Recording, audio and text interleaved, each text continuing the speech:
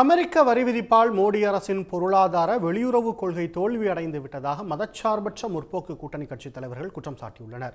அமெரிக்க வரி விதிப்புக்கு நிவாரண நடவடிக்கை மேற்கொள்ளாத ஒன்றிய அரசை கண்டித்து திருப்பூரில் நடந்த ஆர்ப்பாட்டத்தில் இவ்வாறு பேசினர். இந்திய சந்தைக்கு எதிரான இந்திய பொருளுக்கு எதிரான ஒரு வரி அல்ல, இது தேசத்தின் மீது நடத்தப்படுகின்ற போர். ஏனென்றால் நீங்க ஒரு பொருளுக்கு வரி விதிப்பு அதிகமானால், நான் போட்டிருக்க சட்டைக்கு 50% வரினா பங்களாதேஷ்காரன் போட்டிருக்க சட்டைக்கு 50% வரி இருக்கணும். ஆனால் அங்கே 10%. பக்கத்தில் இருக்கிற மலேசியா நாட்டுக்கு அதான் சொல்லணும், அங்கே 7%. இந்தியா மீது அவர்கள் தொடுப்பதற்கு காரணம் என்னவென்றால், இப்போ எல்லாம் வெளிப்படையாக சொன்னாங்க, ட்ரம்ப் எதிர்பார்த்த மாதிரி நீங்கள் இல்லை, அல்லது நீங்கள் கூட்டு களவாணி. ஆண்டுக்கு 1000 கோடிகளை ஏற்றுமதி வணிகத்திலே ஏற்படுத்தி கொடுத்த இந்த திருப்பூர் உள்ளிட்ட பகுதிகளில், தமிழ்நாட்டினுடைய பல பகுதிகளில் இந்தியாவினுடைய பொருளாதார சந்தையில் ஏறத்தாழ 5,75,000 கோடி ஏற்றுமதி சந்தையிலே இருந்து படிப்படியாக கீழே இறங்கி 4,38,000 கோடிக்கு கீழே வீழ்ச்சி அடையக்கூடிய நிலை உருவாகிவிட்டது. இதற்கு ஒரே சிம்பிள் சொல்யூஷன், ரொம்ப சின்ன விஷயம் என்னன்னா, அம்பானியை கூப்பிட்டு நீ ரஷ்யாவோட எண்ணெய் வாங்காத நிறுத்து அப்படின்னு மோடி சொல்லணும். இந்த நெருக்கடியைத்தான் இன்றைக்கு டொனால்டு ட்ரம்ப் கொடுக்கிறார்.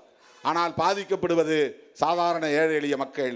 இந்த வரி விதிப்பால் அதானி பாதிக்கப்பட போவதில்லை, அம்பானி பாதிக்கப்பட போவதில்லை, அதை போன்ற பெரிய கோடீஸ்வரர்கள் பாதிக்கப்பட போவதில்லை. நம்ம ஊர் முதலாளிகள் தான் சாதாரண முதலாளிகள். இவர்களுக்கும் இதிலே பாதிப்பு. இவங்க உற்பத்தி பொருள் பூரா நின்று போச்சுன்னா என்ன ஆகும்? இதன் மூலம் என்ன நிலைமை ஏற்படும்? வியட்நாமும் பங்களாதேஷும் சைனாவும் இந்தியா பெற்றிருந்த அமெரிக்க மார்க்கெட்டை கைப்பற்றும். இதனுடைய நேரடி விளைவு, திருப்பூரில் பனியன் உற்பத்தி நடக்காது. பனியன் தொழில் தன்னியல்பாக நின்றுவிடும்.